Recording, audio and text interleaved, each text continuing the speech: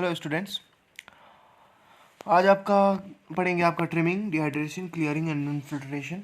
आपको कल फिक्सेशन बता दिया था मैंने कि आपको फिक्सेटिंग एजेंट डालकर हम टिश्यू को फिक्स कर देते हैं, यानी कि आपका प्यूट्रिफिकेशन और ऑर्डोलाइसिस से उसको बचा देते हैं या फिर आपका प्रिजर्व कर देते हैं। तो आज आपका इसमें आगे पढ़ेंगे। मैंने आपको कल ट्रिमिंग का थोड़ा बहुत बता दिया था। उसके बाद मैंने उसमें एम्बेडिंग और प्री आपका एम्बेडिंग वाले पॉइंट्स थे। तो उनके बाद ट्रिमिंग के बाद जो आपके 2-3 पॉइंट्स आते हैं जो बहुत इंपॉर्टेंट होते हैं, वो आपका उन प्रोसीजर्स के बीच में होते हैं, लेकिन उनको मतलब आपका वहाँ पे शो नहीं करते। लेकिन आपको मैं आपका एक एक पॉइंट बताऊंगा, तो आप इन इन इन पॉइंट्स को भी वहाँ पे आपका ऐड कर देना। तो देखिए, आपका ट्रिमिंग के बाद आता है डिहाइड्रेशन, उसके बाद आता है क्लियरिंग और लास्ट में होता है इन्फिल्ट्रेशन। और इन्फिल्ट्रेशन के बाद होती है आपकी एम्बेडिंग, और उसके बाद एम्बेडिंग के बाद होता है आपका सेक्शन कटिंग, और सेक्शन कटिंग के बाद होता है आपका स्टेनिंग, एंड स्टेनिंग के बाद लास्ट में हम उसको क्या करते हैं, स्टोरेज कर देते हैं।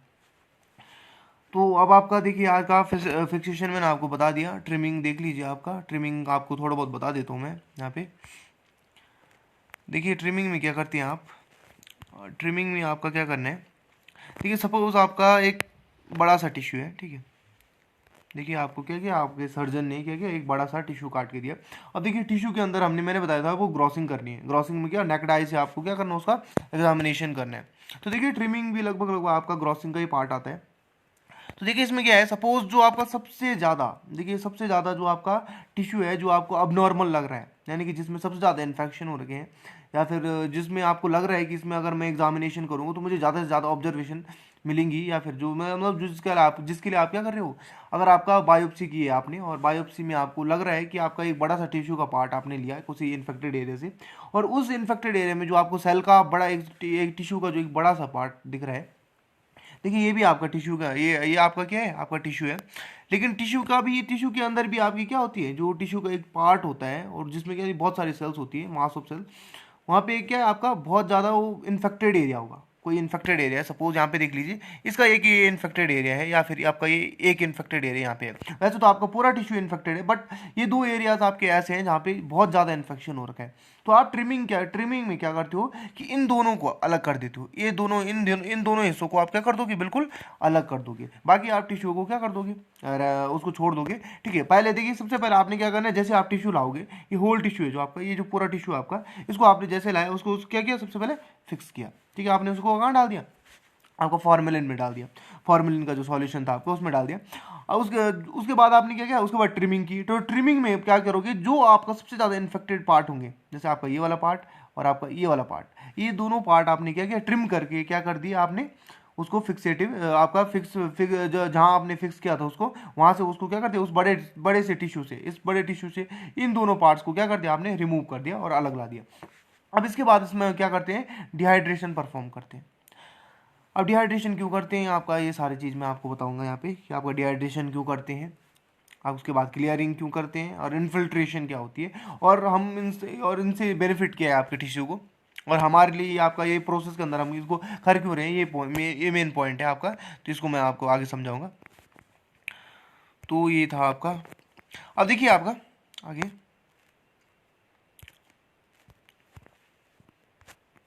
अब देखिए डिहाइड्रेशन क्या होता है। डिहाइड्रेशन का मतलब होता है आपका रिमूविंग वाटर। देखिए टिश्यू के अंदर क्या होता है, एक अप्रोप्रिएट अमाउंट में क्या होता है, एक अमाउंट जो वाटर का एक अमाउंट होता है, जो आपका क्या करता है, जो साइटोप्लाज्म होता है उसमें क्या होता है, वाटर कंटेंट होता है। और उस वाटर कंटेंट को हमने क्या करना है, रिमूव करना है आपके सेल से या फिर आपकी जो जितनी भी आपके टिश्यू के अंदर सेल्स है, जो आपने ट्रिमिंग के बाद जो आपने पार्ट्स, छोटे छोटे आपके टिश्यू के पार्ट्स जो क्या कि रिमूव किए, उनसे हमने क्या, उनको उसको क्या करना है, डिहाइड्रेट करना है उन पार्ट्स को। तो डिहाइड्रेट क्यों करते हैं हम, ये मैं आपको बता देता हूँ। यहाँ मैंने आपका यहाँ पे लिखा है कि हमने रिमूव करने वाटर, तो water is not miscible in paraffin wax. ठीक है, पैराफिन वैक्स में क्या होता है, वाटर आपका मिसिबल नहीं होता है, यानी कि उसके साथ मिक्स नहीं होता है वो। देखिए मिसिबल क्या होता है आपका, देखिए जैसे हम पानी में चीनी घोलते हैं तो आपका चीनी क्या हो जाती है, बिल्कुल घुल जाती है पानी में, उसी तरह मिसिबल नहीं होता है आपका वाटर जो होता है, वो पैराफिन वैक्स के साथ मिसिबल नहीं होता है। इसलिए देखिए आपका, हम क्या करते हैं, ये वाला जो आपका प्रोसेस होता है, ये वाटर जो होता है, ताकि हमारा पैराफिन वैक्स के साथ जब हम आपका टिश्यू को मिक्स करेंगे, उस टाइम ये वाटर जो आपका टिश्यू के साथ जो वाटर होगा, वो क्या करेगा वहाँ पे रिएक्शन करवाने में, या फिर आपका पैराफिन वैक्स में जब हम उसको एम्बेड करते हैं, तो उसको आपका वहाँ पे प्रॉब्लम क्रिएट करेगा आपका वाटर, या फिर आपके जो भी आप मतलब वाटर वहाँ पे क्या करेगा, मिसिबल होगा नहीं, तो वहाँ पे क्या करेगा, पैराफिन वैक्स के अंदर कुछ आपके जो ये हो जाएगा, जो टेस्ट है उसमें क्या आ जाएगी, आपका एरर्स आने स्टार्ट हो जाएंगे, एरर आ जाएंगे।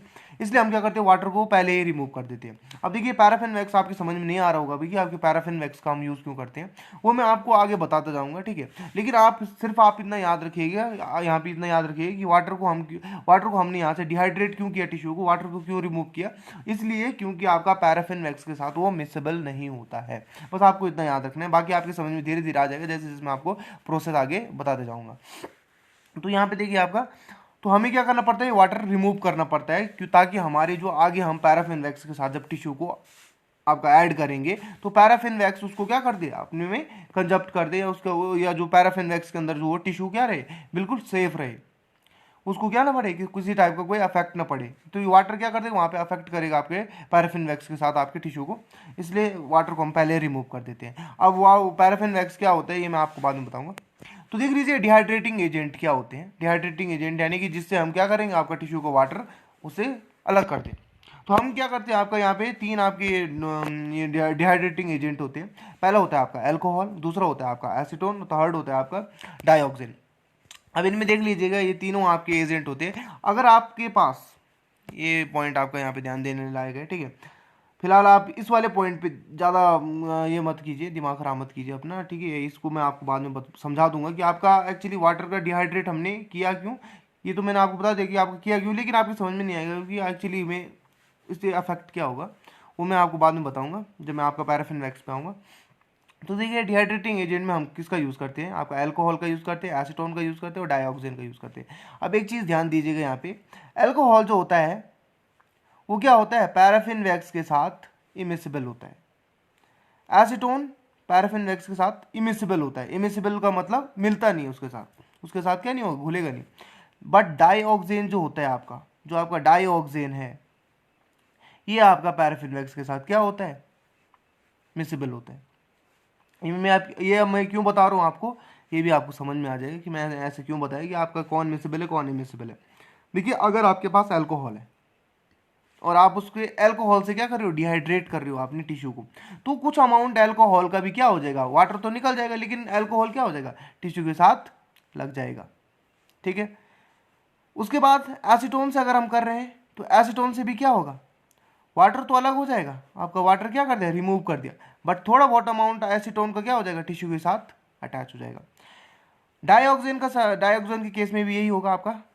बट डाइऑक्सिन और अल्कोहल और एसीटोन के केस में डिफरेंस क्या है, आपका जो डाइऑक्सिन होता है आपका वो मिसिबल होता है पैराफिन वैक्स के साथ। तो अगर डाइऑक्सिन आपका उसमें प्रेजेंट रहे भी, टिश्यू में प्रेजेंट रहे, तो वो पैराफिन वैक्स के साथ मिसिबल हो जाएगा उसका, यानी कि ये आपका आगे कोई प्रॉब्लम नहीं देगा। अल्कोहल और एसीटोन से हम जब इसको क्लियर करते हैं, आपका जो डिहाइड्रेट करते हैं, तो क्या होता है, एसीटोन और अल्कोहल का थोड़ा बहुत अमाउंट उसमें रह जाता है, तो हमें उस अल्कोहल और एसीटोन का अमाउंट को भी अलग करना पड़ता है। फिर इसके बाद एक नेक्स्ट स्टेप आता है जिसका नाम होता है क्लियरिंग। तो क्लियरिंग में आपका क्या होता है, अल्कोहल और एसीटोन से अगर हमने आपका डिहाइड्रेट किया उसको, तो हमें अल्कोहल और एसीटोन को भी अलग करना पड़ता है उससे। और डाइऑक्सिन के केस में अगर आपके पास डाइऑक्सिन है लैब में और आपने डाइऑक्सिन का यूज़ किया है डिहाइड्रेशन में, तो आपको डिहाइड्रेशन के बाद आपका क्लियरिंग वाला स्टेप नहीं करना पड़ता है। तो यहाँ पे आपको क्या हो जाएगा, एक स्टेप शॉर्ट पड़ जाता है डाइऑक्सिन की वजह से। देख लीजिए मैंने लास्ट में आपका पॉइंट भी लिखा है, alcohol and acetone are not miscible with paraffin wax but dioxin is miscible. तो डाइऑक्सिन मिसिबल होता है, इसलिए हम क्या करते हैं, क्लियरिंग वाला पॉइंट छोड़ देते हैं। अब मेन पॉइंट पे आ जाते हैं कि आप डिहाइड्रेट को कैसे करना है, टिश्यू को हमने डिहाइड्रेट कैसे करना है। तो आपका यहाँ पे पहुँच जाते हैं अगले पॉइंट पे, आगे आ जाइए। देखिए सबसे पहले आपका हमने 10% अल्कोहल का एक सॉल्यूशन बनाना है। 10% अल्कोहल का मतलब आपका 90% आपका वाटर एंड 10% आपका अल्कोहल। उसके बाद आपने 50% पे जाना है, फिर देन 70% पे जाना है और देन आपका 90% पे जाना है। देखिए जो आप इनका धीरे धीरे आपका, हम ऐसे क्यों कर रहे हैं, आपका लोअर कंसंट्रेशन से हम हायर कंसंट्रेशन की तरफ जा रहे हैं, वाई ये आपका इसलिए, देखिए आप जैसे टिश्यू को क्या करोगे, अल्कोहल में डालोगे, तो अगर हम एब्सोल्यूट अल्कोहल का यूज करते हैं डायरेक्ट क्लियर आपका डिहाइड्रेशन के लिए, देखिए डिहाइड्रेशन तो वो कर देगा, ठीक है। आपका डायरेक्ट अगर हम क्या करते हैं एब्सोल्यूट या फिर 100% अल्कोहल में क्या करते हैं आपका ऐड करते हैं तो आपका वो डिहाइड्रेट तो कर देगा, लेकिन साथ में आपके सेल को क्या कर देगा रप्चर करने के चांसेस हो जाते हैं। आपकी सेल क्या हो सकती है डिस्ट्रक्ट हो सकती है, सेल डिस्ट्रॉय हो सकती है। तो हमें सेल को डिस्ट्रॉय नहीं करना है, इसलिए हम क्या करते हैं पहले सबसे आपका लोअर कंसंट्रेशन से स्टार्ट करते हैं। पहले लोअर कंसंट्रेशन में क्या थोड़ा बहुत वाटर आपका बाहर आ जाएगा, थोड़ा बहुत एल्कोहल आपके उसके अंदर चला जाएगा। फिर 50% में चले जाएंगे, 50% एल्कोहल में क्या होगा 50% वाटर होगा, 50% आपका एल्कोहल होगा, तो वो 50% आपकी सेल के अंदर चला जाएगा। देन अगेन आगे 70% में आपका आ जाएंगे, तो फिर उसके बाद क्या हो जाएगा आपका 70% सेल के अंदर चला जाएगा और आपका 30% वाटर जो होगा वो क्या होगा वहाँ पे सेल के अंदर रह जाएगा, और बाकी आपका जो ऑलरेडी उसके अंदर वाटर था वो आपका क्या हो जाएगा सारा धीरे धीरे आपका आउट आ जाएगा। ये आप ऐसा समझ लीजिए कि आपका देखिए सबसे पहले जो सेल थी आपका उसके अंदर क्या था साइटोप्लाज्म में क्या होता है वाटर होता है, यानी कि वाटर कितना होगा 100%, उसके अंदर अमाउंट होगा 100%। उसके बाद जैसे हम उसके साथ अल्कोहल डालेंगे 10% अल्कोहल, वाटर का परसेंटेज क्या ना हो जाएगा उसके अंदर सेल के अंदर 90% वाटर हो जाएगा, 10% आपका अल्कोहल हो जाएगा। तो इस तरह हम धीरे धीरे अल्कोहल का अमाउंट बढ़ाते हुए क्या करते हैं सेल के अंदर आपका अल्कोहल का अमाउंट बढ़ जाता है, और आपका लास्ट में क्या हो जाता है वाटर 100% क्या हो जाता है सेल से बाहर आ जाता है, और आपका जो सेल होती है उसके अंदर क्या चला जाता है एब्सोल्यूट अल्कोहल।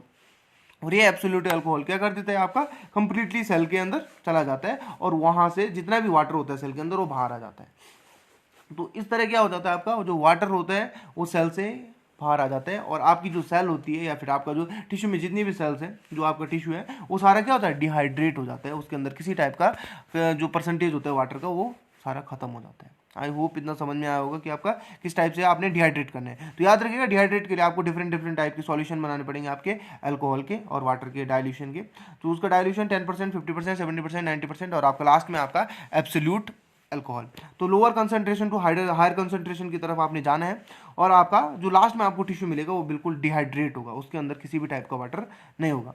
तो आपने यहाँ पे क्या कर दिया वाटर को क्लियर कर दिया। तो देखिए मैंने यहाँ पे किसका यूज़ किया अल्कोहल का यूज़ किया। मोस्टली आपका जो लैब में होता है सबसे बेसिक फॉर्म में आपको कॉमनली आपको क्या मिलता है अल्कोहल ही मिलता है, डाइऑक्सिन मिलने के चांसेस क्या होते हैं थोड़ा कम होते हैं, तो आपका इसका यूज़ करना पड़ सकता है आपको। अब देखिए आपने क्या कर दिया आपको इसका क्या हो गया डिहाइड्रेट हो गया।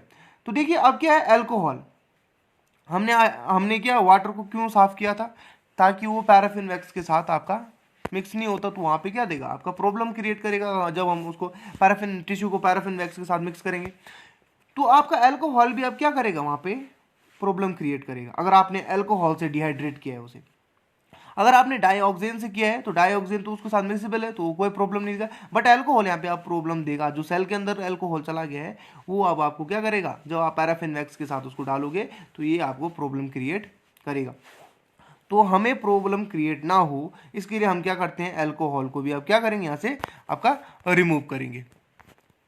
स्वीट देखिए आपको क्या करना है आपको अल्कोहल को भी क्या करेंगे सेल के अंदर से रिमूव करेंगे। तो उसके लिए आपका नेक्स्ट स्टेप आता है आपका क्लियरिंग। अब देखिए क्लियरिंग के अंदर हम क्या करते हैं जो आपका टिश्यू था जिस टिश्यू के अंदर आपका वाटर तो हमने बाहर निकाल दिया लेकिन अल्कोहल उसके अंदर चला गया, अगर आपने अल्कोहल का यूज़ किया या फिर एसीटोन का यूज़ किया तो उसके अंदर चला जाएगा।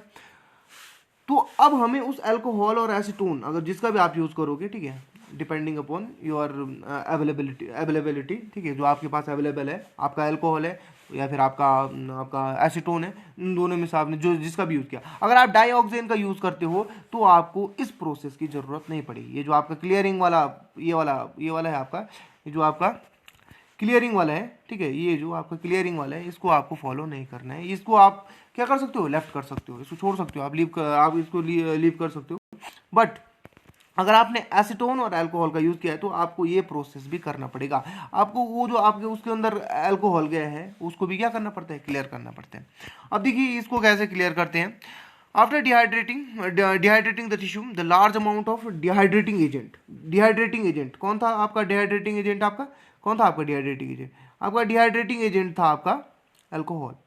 तो वो आपका जो अल्कोहल था उसको हमने क्या कर दिया उसको क्या हो गया सेल के अंदर चला गया। अब जब वो सेल के अंदर चला गया तो हमें उसको क्या करना है अब क्लियर करना है। तो उसके लिए हम क्या करते हैं कुछ यूज़ करते हैं आपके क्लियरिंग एजेंट्स होते हैं। तो देखिए आपका सबसे पहले आपका पहला एजेंट देख लीजिए जाइलिन, ये आपका जाइलिन, दूसरा देखिए टॉलविन, third is chloroform, fourth is benzene and fourth is would oil. तो वुड ऑयल और आपका ये जो आपकी डिफरेंट डिफरेंट क्लियरिंग एजेंट है, इनमें से हम एक यूज़ करते हैं, कोई भी आप यूज़ कर सकते हो।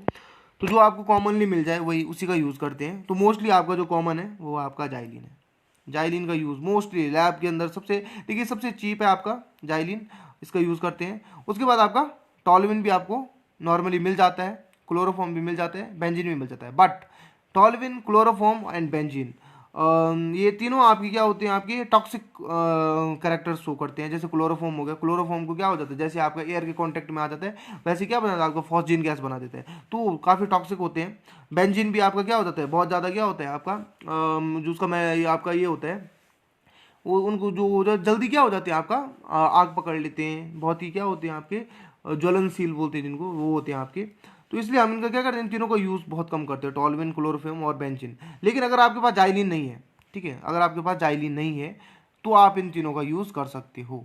लेकिन कॉमनली यूज़ जाइलिन, जाइलिन का कॉमनली यूज़ करते हैं। लास्ट आपका फिफ्थ है आपका वुड ऑयल। वुड ऑयल आपका काफ़ी कॉस्टली होता है, तो इसको आपका यूज़ करना थोड़ा मुश्किल है। अगर आपके पास वुड ऑयल है तो आप उसका यूज़ भी कर सकते हो। तो क्लियरिंग में भी क्या करते हैं, आपका जाइलिन का सॉल्यूशन में क्या कर देते हैं, आपका डिहाइड्रेटिंग टिश्यू को डाल देते हैं। जो डिहाइड्रेटिंग टिश्यू होता है उसके अंदर का सारा अल्कोहल क्या हो जाता है, बाहर आ जाता है। याद रखिएगा यहाँ पे जाइलिन जो होता है वो सेल के अंदर एंटर नहीं करता है, यानी कि सेल के अंदर एंटर नहीं करेगा तो आपका जो अल्कोहल होगा वो तो बाहर आ जाएगा, लेकिन सेल के अंदर जाइलिन एंटर नहीं करेगा। तो इसको हमें आउट करने का, इसको हमें क्या करना पड़ता है, आउट करने की जरूरत नहीं पड़ती है सेल से, तो ये सेल से बाहर ही रहता है। अब इसके बाद क्या करते हैं, आपका सेल क्या हो जाएगा, क्लियर हो जाएगा। अब सेल क्या होगी, क्लियर होगी। इस देखिए इस प्रोसेस के बाद एक बेनिफिट भी होता है। तो बेनिफिट क्या है आपका, जो आपका सेल होगी, जो आपका सेल है यानी कि टिश्यूज की सेल है, वो क्या हो जाती है, ट्रांसपेरेंट हो जाती है।